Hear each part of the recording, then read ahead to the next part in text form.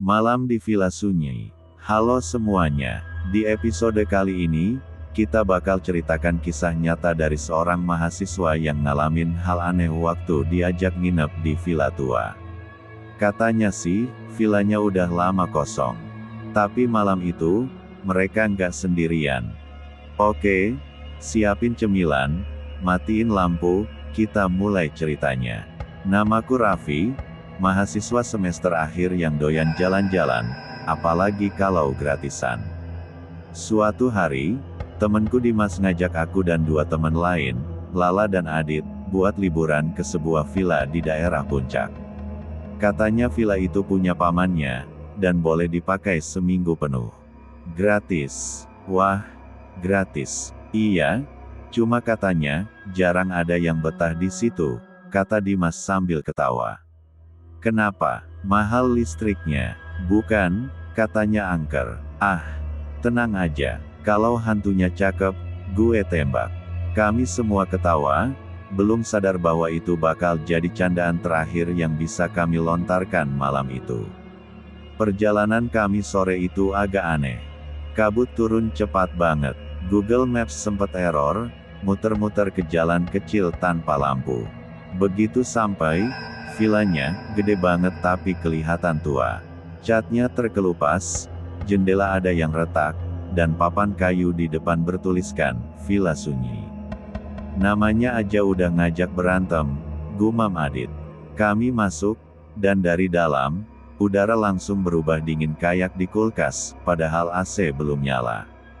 Kami duduk di ruang tamu, ngobrol sambil nyalain api unggun kecil di perapian. Tapi pas jam 11 malam, listrik tiba-tiba mati. Gelap total. Dim, ini kamu matiin biar suasana horor ya? Enggak, sumpah. Lala yang tadinya ketawa mulai cemas. Dari arah dapur, kedengeran suara sendok jatuh. Tring, semua langsung nengok ke arah sana. Adit, yang paling sok berani, jalan ke dapur bawa senter. 2 menit, 3 menit, dia belum balik. Aku panggil, Dit, lo ngapain di situ? Nggak ada jawaban. Pas aku samperin, dapurnya kosong. Tapi piring-piringnya berantakan semua. Tiba-tiba dari arah belakang, Adit muncul dengan wajah pucat. Gue ngeliat cewek, katanya pelan. Di mana? Di dapur, tapi mukanya cuma separoh. Satunya, kayak meleleh. Dimas masih berusaha bikin suasana santai. Ya kali, Dit, itu bayangan lo sendiri. Muka lo kan juga setengah meleleh kalau abis makan mie pedes. Kami ketawa kaku, tapi Adit diem. Dia cuma duduk di pojokan, sambil terus ngeliatin arah dapur. Pas jam 1 dini hari, aku kebangun. Aku dengar suara langkah kaki dari lantai atas. Padahal, kami semua tidur di ruang tamu. Tok, tok, tok. Suara langkahnya pelan, tapi jelas. Aku nyalain senter, dan, di tangga, aku lihat bayangan seseorang berdiri. Pakai gaun putih. Rambutnya panjang banget, nutupin muka. Aku refleks ngomong, Bu, maaf ya, kalau ini rumah ibu. Saya cabut aja besok. Bayangan itu berhenti, lalu senyum. Tapi senyumnya bukan di mulut. Senyumnya di pipi. Aku langsung lari ke bawah, bangunin semua orang. Begitu kami mau keluar, pintu depan nggak bisa dibuka. Semua jendela terkunci rapat. Dari cermin di ruang tamu, bayangan perempuan itu muncul lagi, kali ini di belakang kami. Kalian datang tanpa diundang. Dan tiba-tiba, BRAAKKK. Cermin pecah, dan lampu nyala sendiri. Begitu cermin pecah, kami semua panik. Listrik tiba-tiba hidup lagi, tapi suasananya justru makin gak enak. Udara jadi berat, dan di dinding ruang tamu, muncul tulisan samar dari darah kering. Jangan tinggal di sini. Adit udah mau nangis. Gue udah bilang jangan nginep, tapi kalian ngotot. Lala malah nyeletuk. Yah, lo aja mau ikut gara-gara katanya sinyal bagus buat nonton bola. Kami sempat ketawa kecil, tapi jujur itu cuma untuk nutupin rasa takut. Jam 2 pagi, Dimas tiba-tiba diem aja. Dia duduk di kursi, matanya kosong. Aku panggil berkali-kali, nggak jawab. Pas aku deketin, dia ngomong pelan. Dia nggak suka kita di sini. Dia siapa? Dim, pemilik villa ini. Dia belum pergi. Lala langsung ngerangkul aku. Raf, lo yakin ini bener villa pamannya Dimas? Aku mulai curiga. Aku buka HP, coba cari nama villa itu di Google. Dan, ketemulah berita 5 tahun lalu. Tragedi Villa Sunyi, seorang wanita terbakar hidup-hidup karena kecelakaan lilin. Ternyata, perempuan itu adalah istri dari paman Dimas. Dia meninggal di villa itu waktu sendirian. Sejak saat itu, villa itu dikabarkan angker, dan siapapun yang nginep semalam di sana, bakal didatangi arwahnya. Aku langsung nyalahin Dimas. Lo tahu semua ini, kan?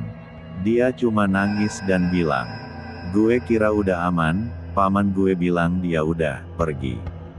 Ya jelas pergi, tapi mungkin gak ke alam yang lo kira, Dim. Tiba-tiba, semua lilin yang kami taruh di meja padam sendiri. Dan dari arah tangga, terdengar suara langkah kaki naik turun dengan cepat. Tok, tok, tok, tok. Suara itu berhenti di tengah tangga.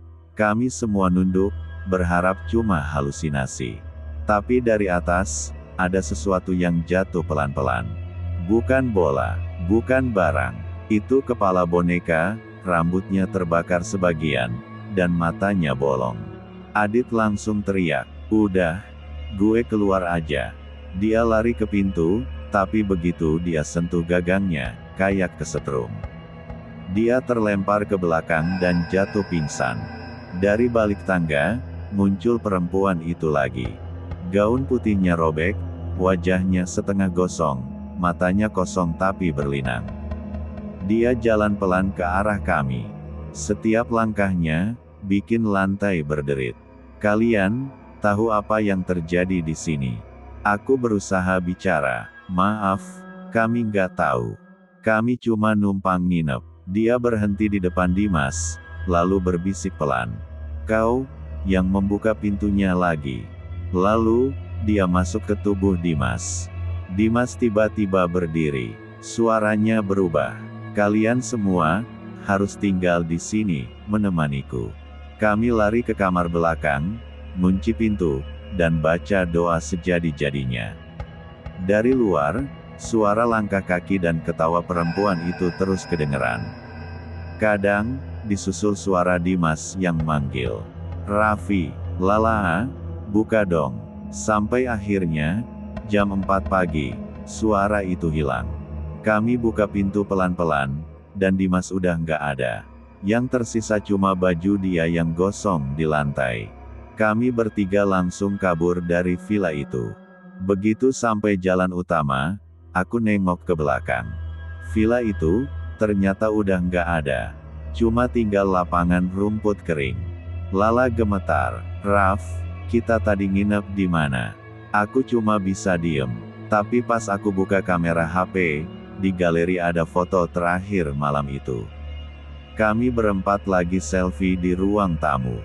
Dan di belakang kami, ada seorang perempuan berdiri, tersenyum.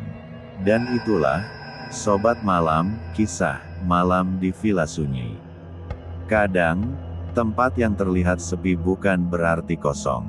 Bisa jadi, ada yang menunggu kita datang kembali. Kalau kalian suka cerita ini, jangan lupa like, share, dan tulis di kolom komentar. Berani nginep di villa itu sendirian semalam. Sekian cerita kali ini, terima kasih dan sampai jumpa.